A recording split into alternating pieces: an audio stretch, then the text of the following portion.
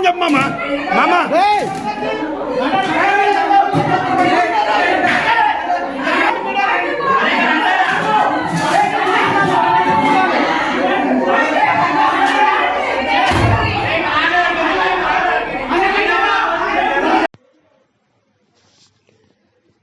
తెలంగాణ రాష్ట్రం రంగారెడ్డి జిల్లా చేవెళ్ల నియోజకవర్గం శంకరపల్లి మండల జనవాడ గ్రామంలో మెథడిస్ట్ చర్చిపై 200 మంది బీజేపీ ఆర్ఎస్ఎస్ దుండగులు దాడి చేస్తుండగా చర్చి సభ్యులు అడ్డుకునే ప్రయత్నం చేయడంతో క్రైస్తవులపై మూకుమ్మడిగా దాడి చేశారు. ఈ దాడిలో సుమారుగా 20 మందికి పైగా క్రైస్తవులకు గాయాలు కాగా వీరిలో ఒకరిద్దరి పరిస్థితి విషమంగా ఉన్నట్లు తెలుస్తుంది. పార్లమెంటు ఎన్నికలు సమీపిస్తున్న సమయంలో ఇలాంటి సంఘటనలు జరగడం పలు అనుమానాలకు తావిస్తోంది. విషయం తెలుసుకున్న బహుజన సమాజ్ పార్టీ రాష్ట్ర అధ్యక్షులు ఆర్ఎస్ ప్రవీణ్ కుమార్ అక్కడికి చేరుకున్న తర్వాత పరిస్థితులను తెలుసుకొని బాధితులను పరామర్శించారు. అనంతరం జనవాడ గ్రామంలో దాడి చేసిన దుండగులను అరెస్టు చేయాలని నిరసన చేపట్టిన బహుజన సమాజ్ పార్టీ నాయకులను అరెస్టు చేయడం ఏంటని ఆయన అధికారులను నిలదీశారు. పోలీసులు అక్కడికి వచ్చి కూడా అడ్డుకోకపోవడం శోచనీయం. ఏది ఏమైనా తెలంగాణ రాష్ట్రాన్ని మరో మణిపూర్ లాంటి దుర్మార్గపు సంఘటనలకు పాల్పడబోతున్నారా? ఈ దాడులు రాజకీయ లబ్ధి కోసమేనా? అసలు అల్లర్లకు కారకుడు ఎవరు? ఇంత క్రూరంగా దాడి చేయాల్సిన అవసరం ఏంటి? ఈ దాడి జరిగి 24 గంటలు కావస్తున్నా ప్రజాప్రతినిధులు కానీ ప్రభుత్వ అధికారులు కానీ స్పందించకపోవడంపై పలు అనుమానాలకు తావిస్తోంది. నమస్కారం. ఈరోజు నేను సైబరాబాద్ కమిషనరేట్ రంగారెడ్డి జిల్లా జనవాడ గ్రామంలో ఉన్నాను. ఈ జనవాడ గ్రామంలో నిన్న సాయంత్రం 6 గంటల నుంచి 7 గంటల మధ్యలో 300 మంది ఆర్ఎస్ఎస్, బీజేపీ, అదేవిధంగా మిగతా పార్టీలకు చెందిన గూండాలు వీళ్ళందరూ కలిసి ఈ చర్చి దగ్గర ఒక రోడ్ వేసే దగ్గర చిన్న స్పెషల్ ఆఫీసర్ దగ్గర కూర్చొని చేస్తే సమసిపోయే వివాదానికి వీళ్ళందరూ కూడా చట్టాన్ని చేతిలోకి తీసుకొని 300 మంది రాడ్లతోని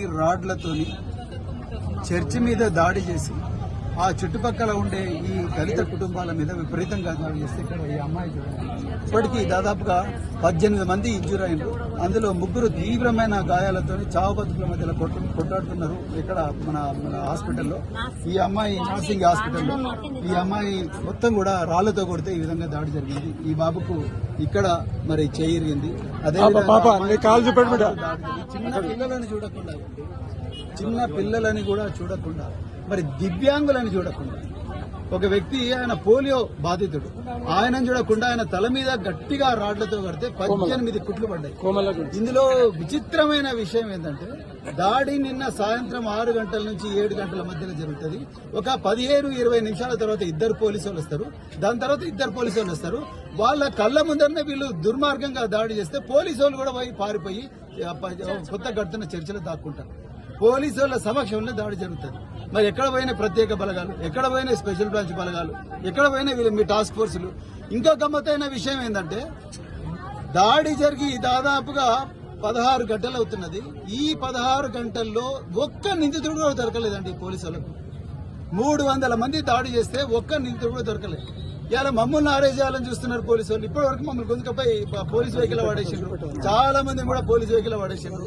ఇప్పటికి కూడా మమ్మల్ని అరెస్ట్ చేయాలని చూస్తున్నారు. నేను ఒక్కటే రిక్వెస్ట్ చేస్తున్నా ఈ డీసీపీ గారికి, ఇక్కడ ఉండే కమిషనర్ ఆఫ్ పోలీస్ గారికి, ఇక్కడ ఉండే డీసీపీలకు, అయ్యా మీరు మమ్మల్ని చేయండి, మేము స్వచ్ఛందంగా మేము లొంగిపోతాం, మేము తప్పు చేసి ఉంటే.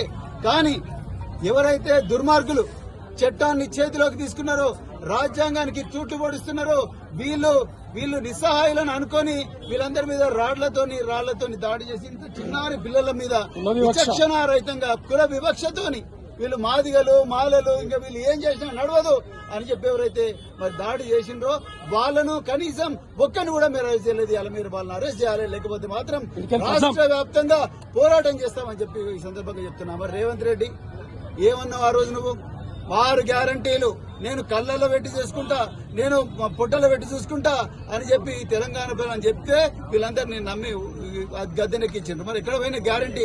మా ప్రాణాలకు గ్యారంటీ లేదు, ఇక్కడ రాజ్యాంగానికి గ్యారంటీ లేదు, మా పిల్లల ప్రాణాలకు గ్యారంటీ లేదు, హాస్టళ్లలో చచ్చిపోతున్నారు ఊరేసుకొని మీ నిర్వాహకం వల్ల. ఇలా చర్చిలలో ప్రార్థన చేసుకునే పరిస్థితి లేదు, ఊర్లలో తిరిగే పరిస్థితి. ఈ ఊరోళ్ళంతా కూడా ఇక్కడ ఊరు బయట వచ్చి బిక్కు బిక్కు అనుకుంటూ బతుకుతున్నారు. ఇంతమంది పోలీసు వాళ్ళు ఉన్నారు, వీళ్ళ వల్ల కూడా వాళ్ళకి కాన్ఫిడెన్స్ వస్తలేదు. ఇది హైదరాబాద్ మహానగరానికి కూతవేటు దూరంలో ఉండే గ్రామం. ఇక్కడనే ఈ పరిస్థితి ఉంటే ఇక ఎట్లుంటుంది పరిస్థితి మిగతా చోట ఆలోచించండి. ఆర్ఎస్ఎస్ బీజేపీ నరేంద్ర మోడీ అంటున్నాడు రాముడు అందరి దేవుడు అని చెప్పి